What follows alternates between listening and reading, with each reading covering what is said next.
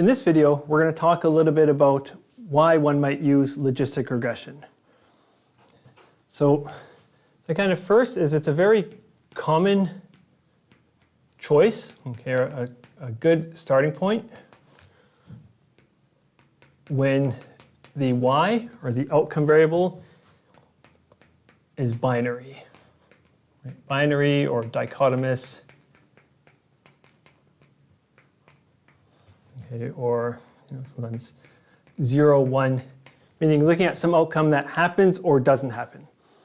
Okay, so the generic example I'm going to use to explain this is we're going to look at an x variable, an explanatory variable of is someone exposed to a risk factor, yes or no, and the outcome, do they get a disease, yes or no, right? So a binary or a dichotomous outcome.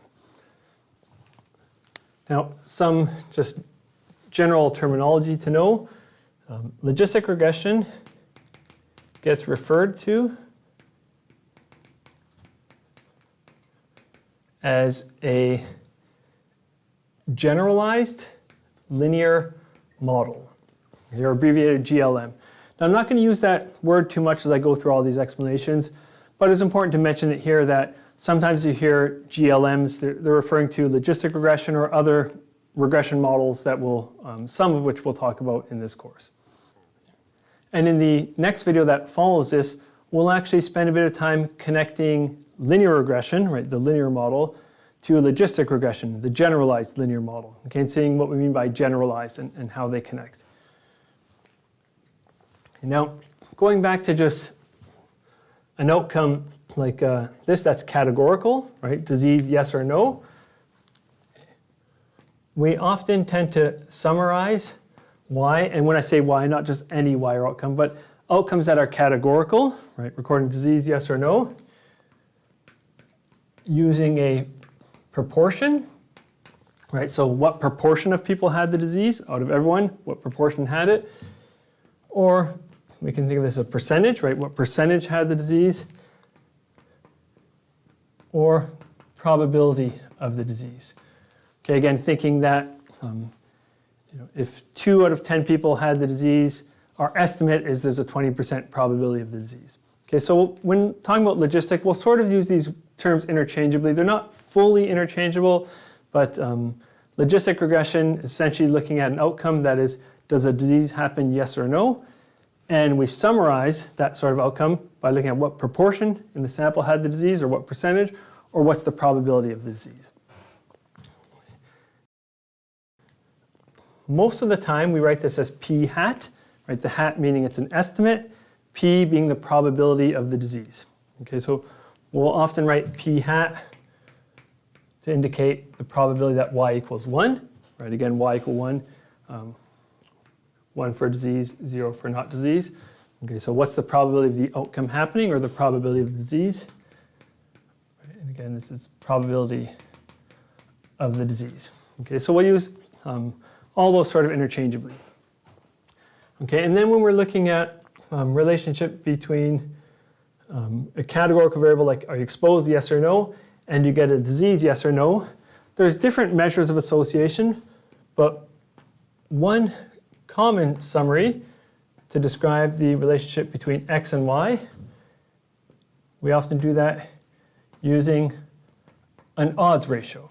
Okay, or we can also do things like rate ratios, and we'll come back to those later. Okay, but we saw that one measure of association between two categorical variables like exposed, yes or no, disease, yes or no, can be an odds ratio, which again looks at what are the odds of the disease given you're exposed relative to what are the odds of the disease given you're not exposed. Okay, so these are the common ways of summarizing binary or dichotomous outcome variables and summarizing the association of an explanatory variable with a binary outcome variable.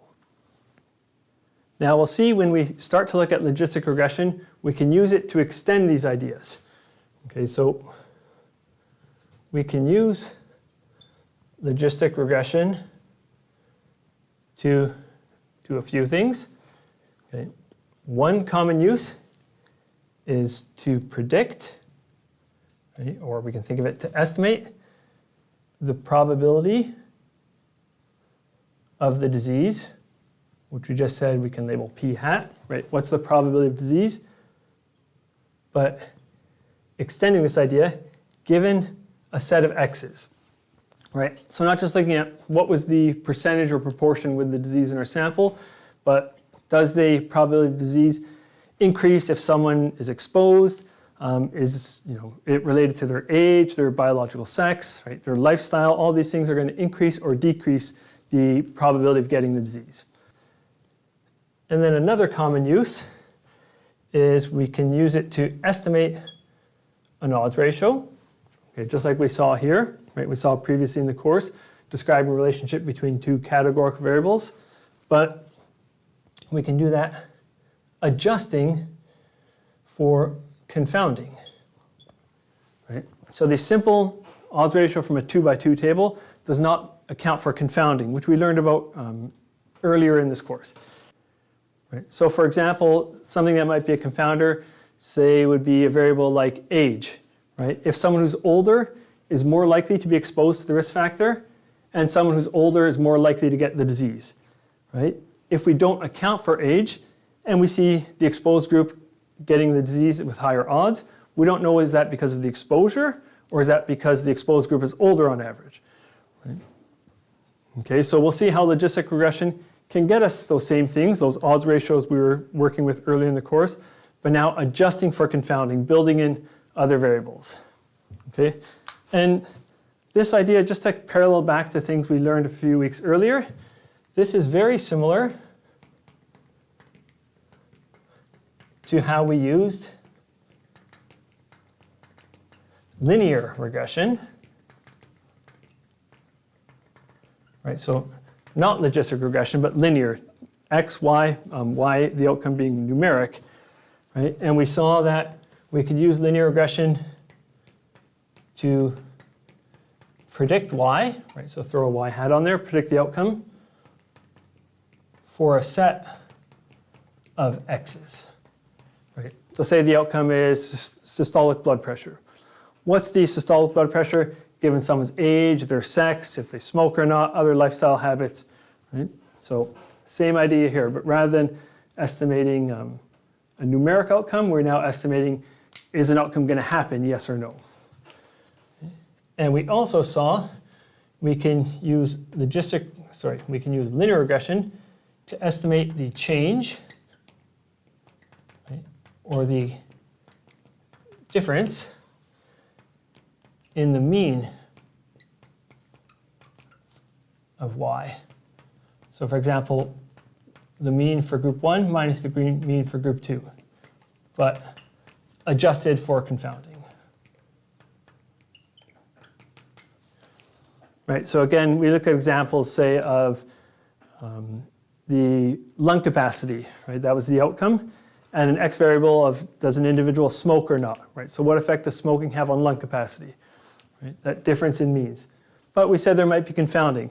Maybe the smoking group is older on average, right? And people older might have bigger or smaller lung capacities.